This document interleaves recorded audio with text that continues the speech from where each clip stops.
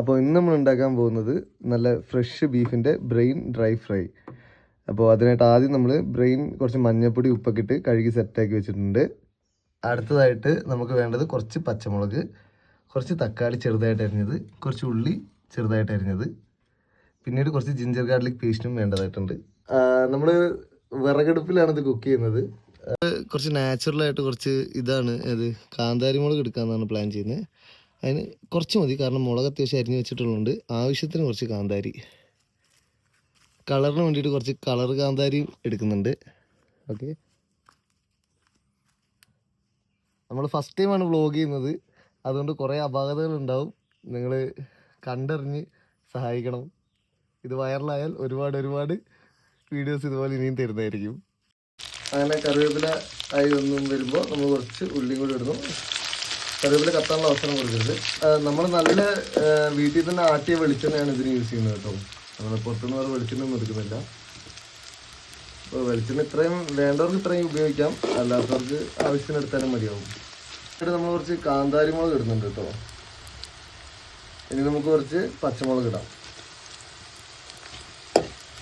കുറച്ച് ഉപ്പിടാം, പാകത്തിന് മതിയാവും.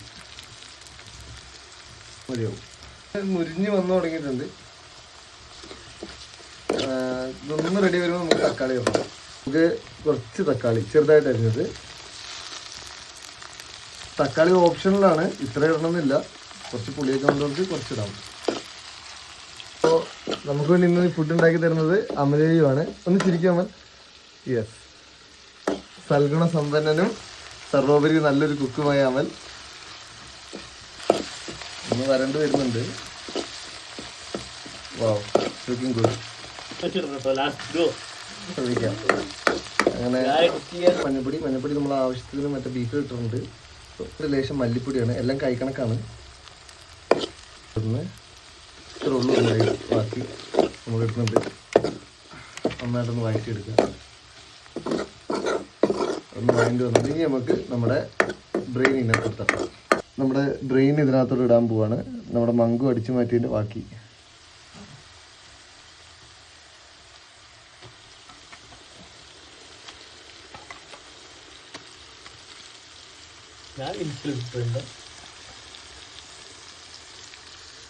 ഓക്കെ, നമ്മൾ നന്നായിട്ട് മിക്സ് ചെയ്യണം. വെളിച്ചെണ്ണ ഉള്ളതുകൊണ്ട് മിക്സ് ചെയ്ത് വെച്ചിട്ട് കുറച്ച് നേരം അടച്ചു വെച്ച് കഴിഞ്ഞാൽ ബ്രെയിനിൽ തന്നെ ആവശ്യത്തിനുള്ള വെള്ളം ഊറിക്കൊള്ളും. നമ്മൾ അത്യാവശ്യം അഡീഷണൽ വെള്ളം ഒഴിക്കേണ്ട കാര്യമൊന്നുമില്ല. നമ്മുടെ ഓൾമോസ്റ്റ് റെഡി ആയിട്ടുണ്ട്.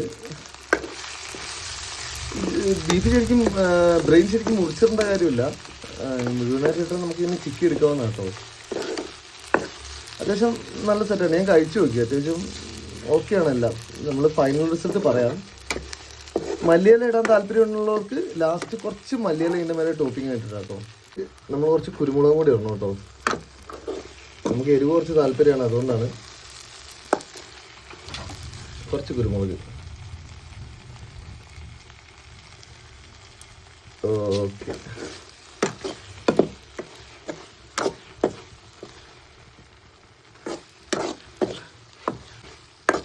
അപ്പോൾ നമ്മുടെ ബ്രെയിൻ ഡ്രൈ ഫ്രൈ ആയിട്ടുണ്ട്.